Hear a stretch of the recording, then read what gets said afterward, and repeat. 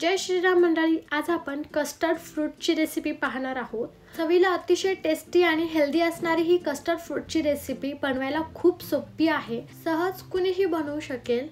So घरामध्ये जर थोडे फ्रूट्स शिल्लक असतील तर तुम्ही ही रेसिपी नक्की ट्राय करून बघा। चला तर मग रेसिपीला पटकन सुरुवात करूया। इथे मी गॅसवर कढई ठेवले। कढईमध्ये मी 3 कप दूध टाकून घेते। इथे मी गाईचं दूध घेतलेलं आहे, तुम्ही कोणतेही दूध वापरू शकता। आता आपण दुधाला छान उकळी येऊ देऊया। उकळी येईल तोवर आपण एक छोटंसं काम करून घेऊया। इथे मी छोटंसं बाउल घेतलेलं आहे, त्यामध्ये मी नॉर्मल टेम्परेचरवर असलेलं पाव कप दूध टाकले। आता मी यामध्ये कस्टर्ड पावडर टाकत आहे। 3 कप दूध घेतले, त्यामुळे मी इथे 3 मोठे चमचे कस्टर्ड पावडर घेतलेली आहे। कस्टर्ड फ्रूट तयार करताना एक सिंपल गोष्ट लक्षात ठेवायचं आहे, जितकं दूध तुम्ही घेताल तितकेच चमचे कस्टर्ड पावडर घ्यायची आहे। इथे आपण ही कस्टर्ड पावडर या दुधामध्ये छान मिक्स करून घेतलेली आहे आणि इथे आपल्या कढईमधल्या दुधाला पण चांगली उकळी आलेली आहे। आता आपण हे दूध हाय फ्लेम वरती 4 ते 5 मिनिट उकळून घेऊया। इथे 4 मिनिट हे दूध उकळून घेतलेलं आहे। आता या दुधामध्ये आपण साखर टाकून घेऊया। इथे मी 2 ते 2.5 चमचे साखर टाकते।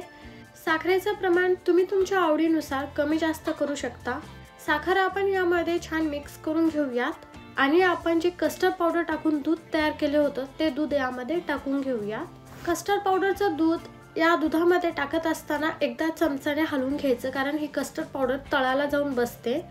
गॅसची फ्लेम मी कमी केलेली आहे आणि मग हे कस्टर्ड दूध यामध्ये टाकत आहे। दुधाची कन्सिस्टन्सी तुम्ही बघू शकता। कस्टर्ड पावडरचं दूध टाकलं की लगेचच हे दूध घट्ट झालेलं आहे। सो त्यामुळे आपल्याला हे आता जास्त वेळ उकळून घ्यायची गरज नाही। एक उकळी आली की गॅस बंद करून घ्यायचा आहे। इथे या दुधाला छान उकळी आली। आता आपण गॅस ऑफ करून घेऊया आणि हे दूध थोडा वेळ गार करण्यासाठी ठेवूयात। दूध इथं गार झालेलं आहे, तुम्ही आता बघू शकता याची कन्सिस्टन्सी एकदम घट्ट झालेलं आहे। आता आपण हे कस्टर्ड दूध एकदम छान थंडगार होण्यासाठी फ्रीजमध्ये 1 ते 1.5 तास ठेवूयात आणि 1.5 तासाने बघू शकता हे कस्टर्ड मिल्क मस्त थंडगार झालेलं आहे। याची कन्सिस्टन्सी तुम्ही बघू शकता। सेम अशाच कन्सिस्टन्सीचं आपल्याला हे कस्टर्ड दूध तयार करायचं आहे। खूप पातळ किंवा खूप घट्ट करायचं नाही। आता यामध्ये आपण फ्रूट्स ॲड करूया। फ्रूट्समध्ये तुम्ही तुमच्या आवडीनुसार घरात जितके फ्रूट असतील तितके घेऊ शकता।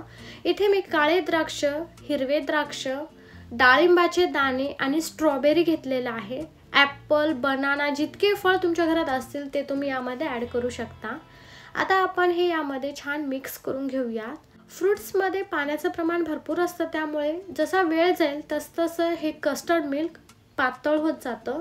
इथे मी अजून थोडेसे फ्रूट्स ॲड करून हे छान मिक्स करून घेतलेलं आहे। आता आपण हे सर्व करूया। आहे ना एकदम सोपी रेसिपी, सहज कुणी करू शकेल इतकी सोपी रेसिपी आहे ही। आता आपण यावरती थोडेसे फ्रूट्स टाकून छान गार्निश करून घेऊया। अजून जर तुम्ही हे कस्टर्ड फ्रूट कधी ट्राय केलं नसेल तर मी सांगते म्हणून एकदा नक्की ट्राय करून बघा। कडाक्याच्या उन्हामधून घरी जर कुणी पाहुणे आले असतील तर त्यांना तेच ड्रिंक, तेच लिंबू सरबत देण्यापेक्षा हा थंडगार पदार्थ नक्की देऊन बघा। ते खूप खुश होतील आणि तुम्हालाही खूप छान वाटेल। आय होप आजचा हा व्हिडिओ आवडला असेल। आवडला तर व्हिडिओला प्लीज लाईक करा, शेअर करा, कमेंट करून सांगायला विसरू नका। Thank you, bye bye, take care, जय श्रीराम।